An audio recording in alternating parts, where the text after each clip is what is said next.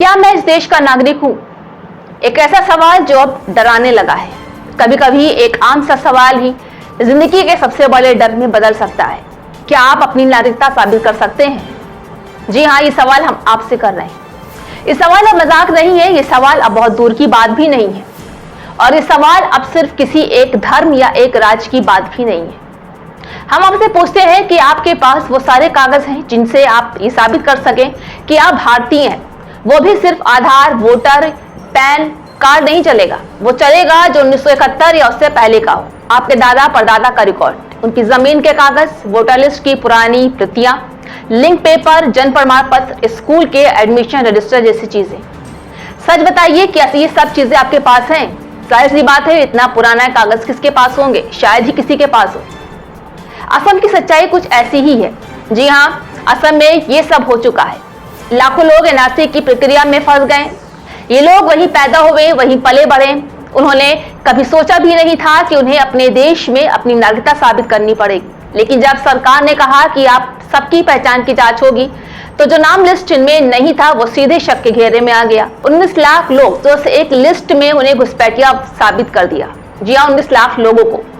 इनमें कोई बांग्लादेशी नहीं था। ज्यादातर लोग गरीब थे, मजदूर थे, किसान थे। उन्हें बस इतना पता था कि वो भारत के नागरिक हैं, लेकिन कागज नहीं थे। कोई स्कूल नहीं गया था, किसी के पास जमीन नहीं थी, किसी के पिता बूढ़े होकर मर चुके थे, लेकिन उनके नाम का कोई दस्तावेज उनके पास नहीं था। और फिर उनके दरवाजे पर एक नोटिस आया कि आप विदेशी हैं, आपकी नागरिकता नहीं है। और वो फॉरेनर्स, और वे गए फॉरेनर्स ट्रिब्यूनल, जो नाम के लिए एक अदालत है, पर वहां ना वकील होता है, ना प्रक्रिया समझने का मौका। अंग्रेजी में नोटिस आता है, सुनवाई की तारीख आती है, और कई बार बिना सुने ही फैसला भी आ जाता है। डिटेंशन सेंटर, एक नया डर। जी हाँ, ये डिटेंशन सेंटर क्या है? फिर ऐसे लोगों को डिटेंशन सेंटर में भेज दिया जाता है। जेल से भी बदतर जगह होती है वो, जहां आप सिर्फ इसलिए बंद है क्योंकि आपके पास 40 साल पुराने कागज नहीं है। असम में ऐसे डिटेंशन सेंटर चल रहे हैं। महिलाएं, बुजुर्ग, यहाँ तक कि बच्चे तक वहां कैद है। क्या आपने कभी सोचा कि अगर आपके साथ ऐसा हो गया तो आप कहां जाएंगे? किससे कहेंगे कि आप भारतीय हैं? ये डर अब सिर्फ असम तक सीमित नहीं है, ये डर अब पूरे देश में फैलता जा रहा है। पहचान के नाम पर, धर्म के नाम पर, नागरिकता के नाम पर।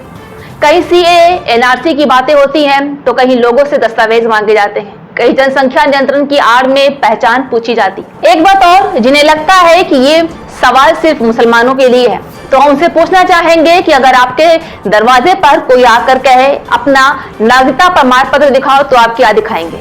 और अगर आप ना दिखा पाए तो क्या आप तैयार हैं उस डर, उस अपमान, उस जेल जैसी जिंदगी के लिए? ये सवाल है सबके लिए, मेरा भी और आपका भी। ये सिर्फ मुसलमानों का सवाल नहीं है, ये देश के हर गरीब, हर ग्रामीण, हर अनपढ़, हर बुजुर्ग का सवाल है।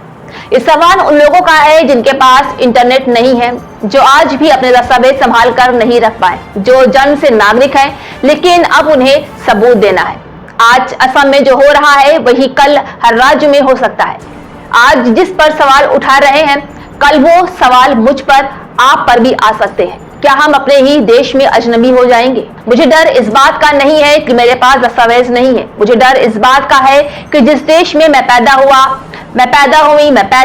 पला बढ़ा, प्यार मिला, वही अब मुझसे पूछा जाएगा कि तू कौन है। ये सवाल सिर्फ दस्तावेज का नहीं, ये सवाल मेरी पहचान का है, मेरी गरिमा का है। लाखों लोग हैं जो हर दिन सोचते हैं कि अगर कल नोटिस आ गया तो क्या होगा। इसलिए सवाल उठाना जरूरी है। हमारा संविधान कहता है कि हम इस देश के नागरिक हैं और बराबर हैं। और जब बात नागरिकता साबित करने पर आती है, और वो भी ऐसी शर्तों पर जिन्हें पूरा करना ही नामुमकिन हो, तो लोकतंत्र खोने लगता है। हमारे सामने सबसे बड़ा खतरा ये है कि हम धीरे धीरे खामोश हो जाएं। इसलिए बोलना जरूरी है, सवाल करना जरूरी है, और पूछना जरूरी है। क्या हम अपने ही देश में बेगाने हो सकते हैं?